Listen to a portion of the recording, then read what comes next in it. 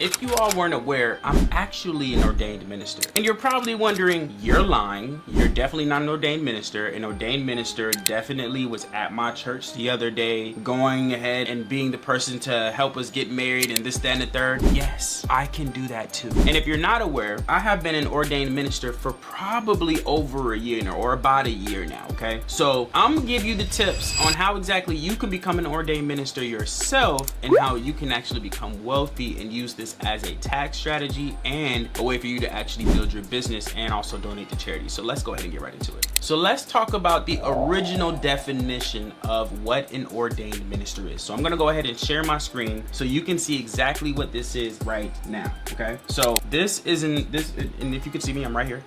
So like I said, I'm an ordained minister. This is the definition of ordination, okay? Ordination is a process, right? I'm looking to the right here, is a process by which individuals are consecrated, that is a set part and elevated by the, I'm gonna say, laity class to the clergy, who are thus then authorized to perform various religious rites and ceremonies, okay? So let's go with the modern version because that's like the old school version, okay? So an ordained minister is a believer who has been appointed by a group of believers to act as a servant to the humanity on behalf of God, okay? That's pretty much the 2024 definition of an ordained minister. I'm one of them. You're probably thinking, so you're telling me that you're Christian? 100% I am. But that's not the reason why I became an ordained minister. I didn't become an ordained minister because I can, you know, perform weddings legally. I can gain free access to different organizations. I became an ordained minister for different reasons, okay? Now I'm going to tell you how you can become an ordained minister, but here are some of the ways that the benefits of becoming an ordained minister, okay? So the benefits is you can officiate weddings like I just explained before, baptisms and christenings, you can preside over funerals, you can oversee and other spiritual ceremonies. Now, that's the traditional way of why you would become an ordained minister. The other reason why I would become an ordained minister, and I'm gonna go ahead and flip real quick and explain it to you, is because, y'all, you can become an ordained minister by just getting something called a 508c1a, which is a very, very big hack when it comes to building a ministry trust, okay?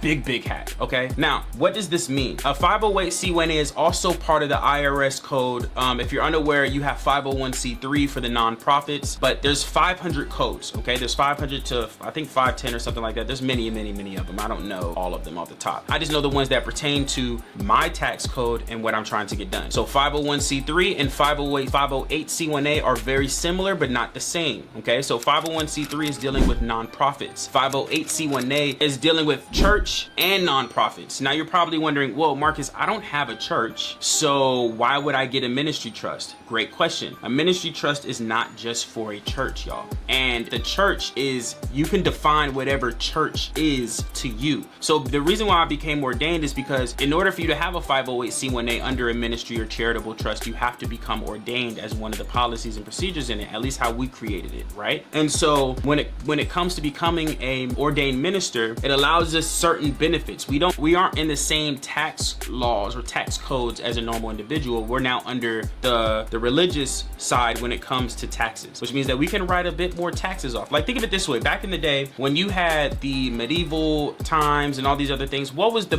most separate parts of the government? Religion and science and politics. These were the most separate sides of things. Now think back, who would always be able to finesse the government? The churches were. Who was always able to kill on arrival because of God and get away with it? The church has, because they have their own laws, they have their own strategies, they have their own tax code. And so it's the same thing now. You can still be able to operate under a church, and you can define that as whatever you want. I can be the church. I can legit have a church. Church can mean something else. Church can mean your hair. Church can mean something. But the point is that you define what church is to you. Now, here's a key point here, right? When it comes to a ministry trust, you also want to have a charity. So when you're starting to build wealth, and I suggest making at least 6 figures before establishing a irrevocable trust, because that's what this type of trust that I'm referring to is a irrevocable trust. When it comes to that particular point, you want to start making 6 figures or more, okay? Because there are tax implications when it comes to building an irrevocable trust, all right? Now, anything less, if you're making 40, 50,000, I would suggest getting a revocable trust. We also assist with those as well. If you want a revocable trust or an irrevocable trust, go ahead and apply below and we'll show you exactly the next steps. And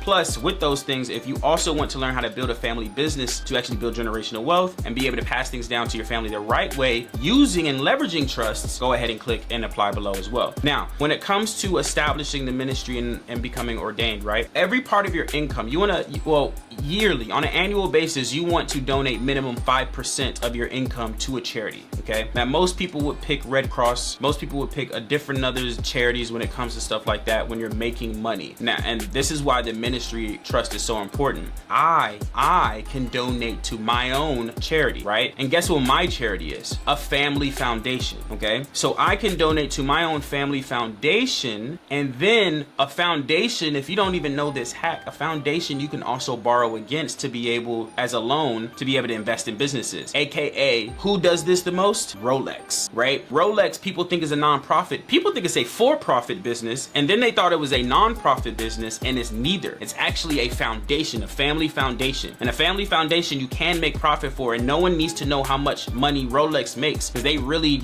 no one will ever know how much they really make. There are billions of dollars. They make billions of dollars when it comes to selling watches, but the watches is really not their thing. The foundation, the family foundation is their thing. So if you could duplicate what Rolex is doing and implement that within your business and use the family foundation as a second form of a family banking strategy, then you need to be able to get a ministry trust in place and donate 5% to 60%, because 60% is how much you can max give to a charity per year. And that can be, and you don't get, there are 2 things you don't get taxed on, y'all: donations and loans. Donations and loans, okay? So if you can donate a portion of your income to your own charity, your own foundation, now you're starting to build a nice little pool, nice little wop up there, you get what I'm saying? And then you borrow against it. That's another way that you can actually build wealth, y'all. That's a whole nother way you can build wealth. And the thing is y'all aren't even aware. People just talk about insurance policies and trust. There's so many other ways that you can get around these things. Trump isn't paying no taxes for no reason, okay? So make sure y'all tap in, become ordained. A way that you can become ordained, let's talk about it. Let's talk about how to actually become ordained. I want to show you, okay? I want to show you. So this is how you become ordained. You want to go to the monastery.org, okay? The monastery.org. And it'll lead you to this page right here. You want to click begin free online ordination, right? And then you want to click begin again. Then you want to put in your name. Once you put in your name, you have now submitted becoming an ordained minister. Now I want you to understand, look at everybody on the right here, y'all. Y'all probably recognize these names. You got Conan O'Brien, Lady Gaga, Rich Branson, Benedict Cumberbatch, right? You got Dwayne Johnson, The Rock. All of these people are ordained. This is a tax strategy. They're not doing this for no reason. They're all ordained, y'all. They just don't ever want to tell you. But they publicize it here on this site. So I want you all to really, really take heed. An ordained minister is the new hack, y'all. It's the new way to do business. Look, I just showed y'all how to become an ordained minister. I hope this was able to give y'all some value. I hope this didn't go over nobody's heads. If it has, rewatch this video again. If you want more strategies like this, let me know. If you want tax strategies, let me know and I got you. All right, so I hope this helps and I will see you all in the next video. Peace.